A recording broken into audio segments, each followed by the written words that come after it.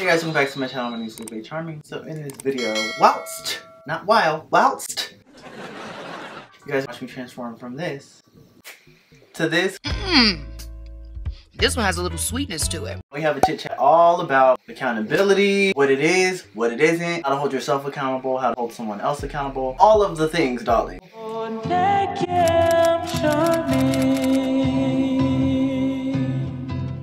Hey guys, welcome in or welcome back to my channel. Just in case you didn't hear me in my intro or couldn't read the title, my name's Felipé Charming. We're going to be reintroducing a series on my channel known as Charming Chats. I bring the charming, we all bring the chat. Feel free to leave a comment in the comment section. Maybe you can express yourself here. Have a seat, grab a snack if you like, get comfortable, and yeah, let's dive right in. As mentioned at the start of this video, we're going to be discussing accountability. Oxford Languages defines accountability as a noun that is the fact or condition of being accountable. Responsibility. Just for clarity, Oxford Languages Dictionary defines accountable as an adjective of a person, organization, or institution required or expected to justify actions or decisions. Responsible. What I gather from all of that is pretty much accountability or being held accountable is taking responsibility for an action. Now, what accountability means to me is understanding why an action was taken or a choice was made. Not only that, but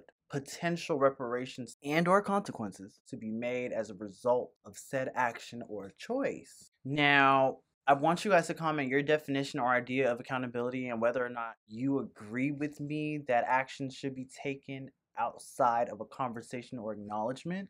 Because for me, obviously, this is very case by case and we're still unpacking what accountability or being held accountable means to us. And in deciphering and discussing that, I do feel like it's just as important for us to decipher what it doesn't mean as it is for us to decide what it does mean. Because in order for us to understand what it does mean, or what actions do need to be taken when you are holding someone or yourself accountable, we have to understand what actions are not to be taken when we're holding someone accountable. Being held accountable doesn't always have to be a bad thing. I know obviously it depends on the situation and the circumstances, but for some reason people feel like holding somebody accountable is like always a bad thing or negatively connotated. Shout out to cancel culture. But no, we're going to talk about that a little later. But no, it doesn't always have to be something negative. Sometimes it can just be, depending on the situation, obviously we're going to keep saying that, a whole lot of that. Depending on the situation and the circumstances, it can be looked at as an opportunity to educate someone, whether it's seeing your point of view or just educating them on a particular topic. Like, I see a lot of this on social media as a whole. There are people who built entire careers off of like demonizing people who have a particular perspective that may not coincide with their own. It's like that, to me, it's counterproductive, it's counterintuitive, it's not helping or benefiting anyone to sit up here and say, you're an idiot because of this, you're a this because of that. It's like, no, girl, you know what I mean? Granted, again, I keep saying there are levels. Now, when it comes to like political things and stuff like that, yeah, obviously, you know, those are sensitive issues, those are sensitive topics. But even in that context, I feel like there is a productive and a conducive way to educate someone without diminishing and demonizing their character. It's like, where is the love? Where is the, you know, the communication? It's like, if we're just yelling at each other or seeing each other, like, I see so much of this on social media as a whole. It's like, girl, when does it end? When does it end? That's not a song, I just made that up. But when does it end? I feel like there's a way to hold people accountable without, you know, there's a way to hold people accountable. There's a way to hold people accountable for their ignorance, or there's a way to hold people accountable or educate people without being nasty and evil. Now, taking into account that it is 2021 and there are a lot of things that should just be like a general consensus, like being kind to one another. At the same time, it's like there is a way, child. There's a way. Like, where's the grace? You know what I mean?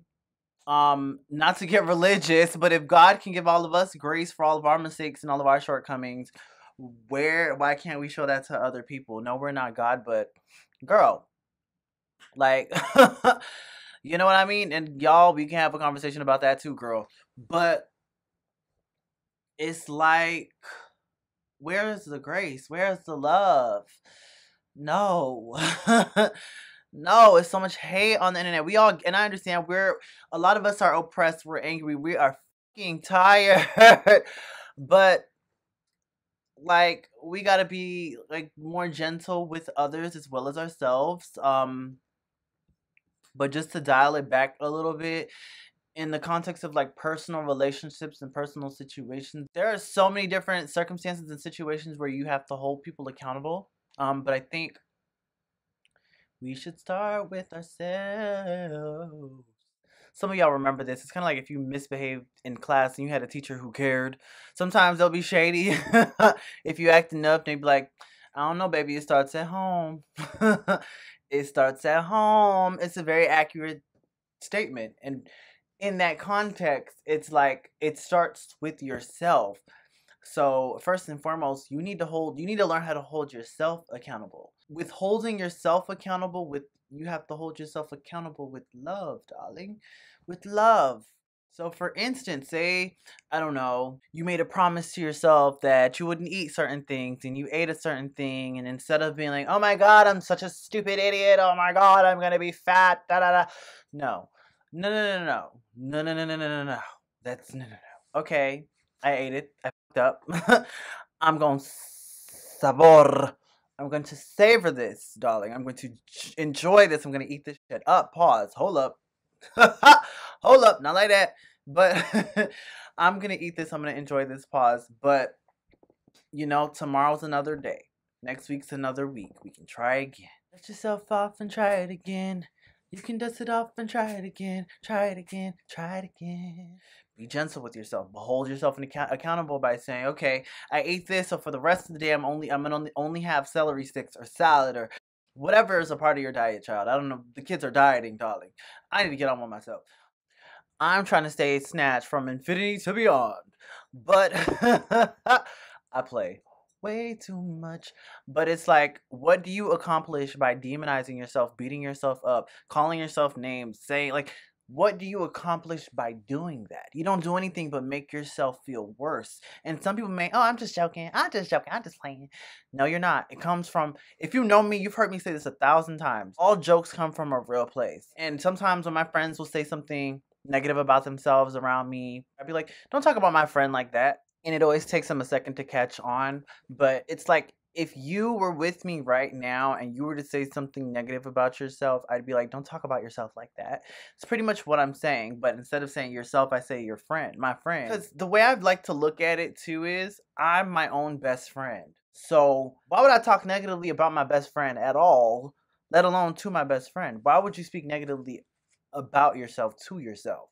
Does that make sense? There's a way to do it in a way that's constructive and that's gentle and with love and effective and action motivated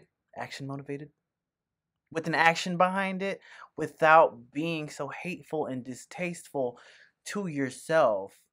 What's the resolution behind that? What's the resolve behind that? How is that effective? It doesn't help anyone. It doesn't help you. It doesn't help yourself. So we have to take that into account when you're holding other people accountable. But back to ourselves real quick. In my personal experience as a content creator, who was juggling emphasis on was juggling a daytime job, a personal life, while juggling social media part-time, or an influencer marketer, all of the things, darling. And not to mention lugging around all this unresolved childhood and adulthood trauma. I lacked the emotional intelligence to juggle both, and I lacked the ability of setting boundaries and being firm with my boundaries, all in the name of being a people pleaser, wanting people to like me so bad, wanting to stand out but fit in all at the same time. Like, girl, what? I used to beat myself up and down about like being in my feelings, having my heart broken, or just like going through different situations and not being able to balance like my personal life, my emotions, and my social media. I felt like I always had to pick one over the other, and or my emotions would make the choice for me. If I'm in a bad mood or whatever, I can't create my best work. I will come on here in a funk, which I have done. Which, as a true Pisces, shout out to my Pisces and my water sign, I'm not good at faking it. So it's like I have to do all of the things in order to maintain that energy, in order to maintain that. So that's where I'm at with it now. The way that I took accountability for that was pretty much developing the emotional intelligence by way of the panoramic that we're currently in. So the panoramic pretty much forced me to be in these four walls. Then now I do all the things. I meditate, I'm in therapy, I journal, I do all of the things. Pretty much I held myself accountable, and I had to like learn to not hyper fixate on changing the world around me and trying to get everyone to see the world the way that I did. And every time someone didn't agree with me, or something someone said didn't coincide with my perspective, or someone called me the wrong pronoun, he, him, his, by the way. Like I would allow it to eat me up and be in my feelings about it, and then it would just like those 10 seconds would engulf my entire day, my energy for the entire 24/7, 24 hours, and maybe even sometimes beyond that, depending on the circumstance and the situation. So I had to shift the way that I view the world and kind of just accept. It's a new thing. It's called radical acceptance. I had to learn to accept the fact that everyone in the world is not going to see the world the way that I do, and I can't beat myself or everybody up for that. And that's not to say that I won't do my part, or you shouldn't do your part, or we shouldn't do our part to change the world and to affect and enact change and to educate and to influence for the betterment of society as a whole. But in the same breath, I can't crumble every time someone doesn't agree with me or respect my boundaries. Well, when that comes to strangers, child, if you're in my personal life, you better respect my boundaries before you get kicked out, child. Sometimes holding other people accountable looks like removing yourself from the equation, getting the friendship, the relationship, whatever. I had to do the inner work. I had to focus on myself. I had to change myself, change my mind, take accountability for the fact that I did lack the emotional intelligence. What I'm not going to do is do all this inner work and then come back and end up in the same situations, relationships, friendships. Like, no ma'am, no God. Who has that kind of time? Not I. That's not to say, oh, I'm no longer part of myself and I'm perfect and nothing bothers me anymore. That's not what I'm saying. I took accountability by acknowledging the issue, expressing to myself through journaling and in therapy and all of the things, all of the inner work that I know that I need to do so that I can create the life that I see for myself. More so, even appreciate the one that I have right now and enjoy that and celebrate myself for that. And that's actually why I chose to bring this series back with this topic of all the topics, because I wanted to hold myself accountable at the forefront of the very platform that all of these things caused me to neglect. And I'm owning it, I'm being honest about it. This is literally like the driving force behind my inconsistency, and now I'm holding myself accountable by acknowledging all these things and expressing this and having an action plan that is going to pretty much set me up to win and to be consistent again and create in a way that is authentic to me and where I'm at in my life right now. By the girls, I mean everybody, essentially. The girls, the kids do not like traditional makeup tutorials. So that's why I chose to pretty much do like a podcast style makeup tutorial. Still on brand, but still authentic, still current. Hopefully you guys like this. Comment below. Let me know if there's any other topics you would like me to cover. But anywho, so back to the conversation at hand. Hey, this can apply to any situation that you're in. If you don't have the amount of money that you may want, you're not in the career, the field, don't beat yourself up. Take a step back, acknowledge and celebrate the space that you're in and the lengths that you've gone through to get this far. And just make a game plan or action plan, outline the steps to get where it is that you want to go. It's really that simple. That's how I chose to hold myself accountable and handle myself with care, being gentle and being patient. And that's how I try my hardest to be with other people. Now there are levels when it comes to like how close you are with the person, what is the depth of our relationship and or our friendship. Is this a personal relationship? Is this a business relationship? Now there's just so many different avenues for which you'd have to hold someone accountable. Regardless of the situation, it's always an opportunity to educate someone. and kind of to showcase your perspective in a way like that's not condescending and that's not belittling someone or rejecting them. You know, just escalating the situation essentially. You can't be so aggressive and emotional. You just have to be like direct, concise, and spell it out, but in a way that is gentle. Now, in regards to the social media conversation, there is such a thing as willful ignorance or outrage marketing. People will literally, fashion brands do this too. They'll do something that they know is like it's generally offensive to a very particular group, and they'll do it for a reaction. Or some people will culture vault in the name of getting attention, and it's worked for people. Sometimes they'll, if it's like someone who's already known, they'll hop on a live, they'll address it. Do they necessarily take accountability? They'll read something their publicist wrote, but that's not necessarily taking accountability. And then with people like regular everyday people, some people build an entire career because they started off in that way, and it's like they're never held accountable. And sadly it works because everybody wants to get in their comments and drag them through the mud. What people don't realize is whether you're agreeing or disagreeing or commenting something positive or negative, or you're talking, the media does not care. As long as you are talking about this person, you're bringing them a bag. Whenever someone does this and that's all you see on your timeline, I'm like, you guys are giving them free publicity. You're not holding them accountable. You're giving them free publicity. Same thing goes for the publicly homophobic artists. This can be an entire topic in itself, but you're giving people platforms to speak. Whenever you're doing an interview, they're asking you about your homophobia. Like, girl, what? It's like you're almost doing the exact opposite of holding someone accountable. You're giving them an opportunity for their ignorance. You're literally helping reward the ignorance. I think you can address the issue without addressing the person and acknowledging the person. And this goes for all of the social issues that we see repeating themselves on social media. When you are speaking on these people, you're adding fuel to the fire. You're giving them a platform. Instead of using and giving and fueling all that energy to someone you don't like and things you don't like and things you hate, why not focus all of that on the things that you love? Like, I don't understand it, and this is why to this day I spend so much less time on social media. Like, I'm on there, but like, y'all don't see me, like, I don't engage in certain conversations. Like the other, like maybe like a month ago, girl, I caught myself clapping back at somebody who was coming for a celebrity. I'm like, girl, we're all human. If you put a microscope on anybody, you're gonna find issues. Anybody. We're all human. None of us are perfect. Show me a perfect person besides Obama and Beyonce. No, I'm just kidding. But seriously, show me a perfect person. They don't exist. We all have our things, bro. Social media used to be fun. Now it's cancel culture. It's like, no, let's make this accountability culture if we must. And even that is like, girl, you bringing up receipts from 20 years ago, bro. People grow up. People change.